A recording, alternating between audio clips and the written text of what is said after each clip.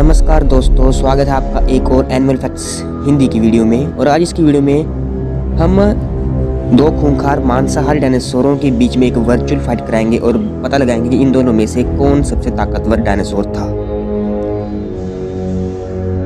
इन दोनों में से एक डायनासोर है डायनासोरों का राजा टी-रेक्स और दूसरा डायनासोर है सबसे तेज भागने वाला डायनासोर वेलोसिरैप्टर। टी-रेक्स और वेलोसिरैप्टर के बीच की फाइट काफ़ी इंटरेस्टिंग होती है क्योंकि दोनों ही शिकारी डायनासोर थे, लेकिन ये दोनों अलग अलग तरीके से शिकार करते थे। टी-रेक्स एक बड़े साइज का डायनासोर था जिसके पास शक्तिशाली दांत और ताकतवर जानवर को पकड़ने की क्षमता थी।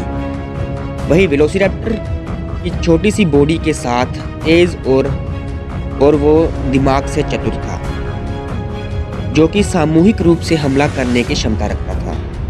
वैसे इसमें एक बात ये भी है कि टी-रेक्स और वेलोसिरैप्टर दोनों ही झुंड में शिकार करते थे, लेकिन ये दोनों अलग अलग स्थानों में पाए जाते थे। यदि दोनों की टक्कर होती तो टी-रेक्स के बड़ा साइज और ताकत के बावजूद वेलोसिरैप्टर की तेज चाल और सामूहिक हमला करने की योग्यता उसके लिए खतरा हो सकता था। वेलोसिरैप्टर अपने छोटे साइज और तेज गति के कारण टी-रेक्स के बड़े शरीर से बचकर उसके सेंसिटिव भागों में घुस सकता था और उन्हें कई चोटें करके हमला कर सकता था।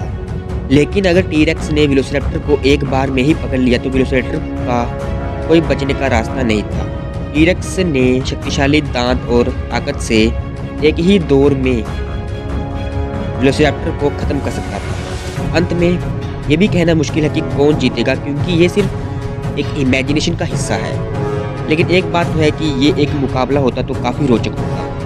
टी-रेक्स और वेलोसिरैप्टर के बीच की ये लड़ाई प्राचीन जुरासिक दुनिया में एक रहस्य बनाई रहती। हर एक की अपनी शक्तियाँ और कमजोरियाँ होती थी जो उन्हें एक दूसरे से अलग और रोचक बनाती थी। ये मुकाबला देखने में काफ़ी रोचक होता, लेकिन ये दोनों सिर्फ इमेजिनेशन का खेल है, क्योंकि हमें सच्चाई का पता नहीं है कि आखिर में क्या हुआ होगा।